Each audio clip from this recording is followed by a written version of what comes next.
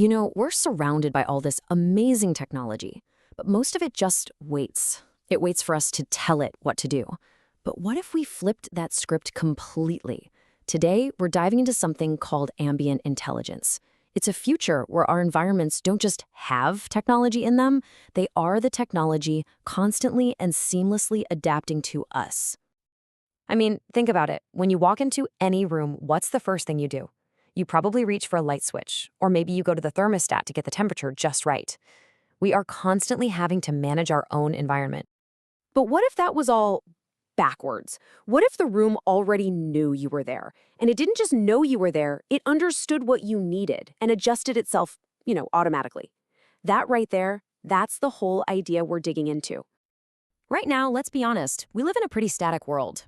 Our homes, our offices, even our cities, they're basically just passive stages where our lives play out. They're just collections of walls and systems that we have to manually control to get anything done or to just be comfortable. Okay, so this is where a really powerful new idea comes into the picture. Ambient intelligence, or AMI for short. The core idea is to embed this kind of invisible intelligence all around us, making our surroundings active partners in our lives, not just passive backdrops. So how in the world does this invisible intelligence actually work? Well, it really just boils down to two key ingredients. First, you've got artificial intelligence. That's the brains of the operation. It processes all the information and makes the smart decisions. And second, you have the Internet of Things, or IoT.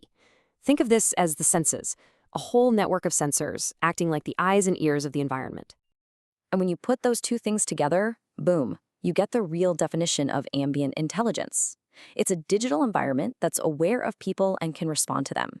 The formula is actually pretty simple. You take AI, you add IoT, and what you get is a truly adaptive environment.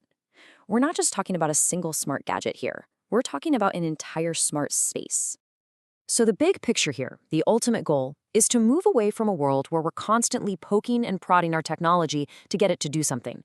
The point of AMI is to create spaces that are so deeply woven into our lives that they just respond to us without us ever having to ask. All right, now for the really cool part. What would your day actually look like in a world powered by ambient intelligence? The changes are, well, they're both subtle and totally game-changing. This slide really lays it all out. On the left, that's our world today. Fixed lighting, you have to get up to change the temperature, traffic lights on a dumb timer. But on the right, that's the adaptive world. We're talking about lighting that follows you from room to room, a temperature that adjusts to you personally, and traffic flow that actually responds to what's happening on the road. So let's bring this right into your home. Imagine you're walking from the living room into the kitchen. The lights behind you dim, and the kitchen lights brighten, all without you lifting a finger. The thermostat adjusts because the house knows you like it a little cooler when you're cooking. It's a home that's literally anticipating what you need next. And this same idea works perfectly in our offices too. Think about a conference room that automatically adjusts the lights and even the air circulation based on how many people are in a meeting. And this isn't just about making things more comfortable. It's about being incredibly efficient. Smart buildings can cut energy use by up to 30%, all by just optimizing for the people actually using the space. That's a huge step towards sustainability. But why stop there? Let's scale this up to a whole city. This is where MI could have a truly massive impact. Instead of traffic lights on fixed timers, imagine signals that adjust in real time based on actual traffic and pedestrians. Some studies suggest this could cut travel times in a city by up to 25% and slash emissions. We're talking about a city that fluidly responds to everyone in it.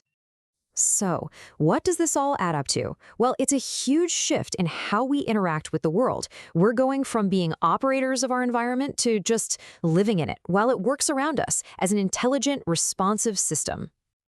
I think this quote just nails it. Our surroundings are going to transform from being these passive backdrops into active partners, working right alongside us to make our lives easier, more efficient, and way more comfortable.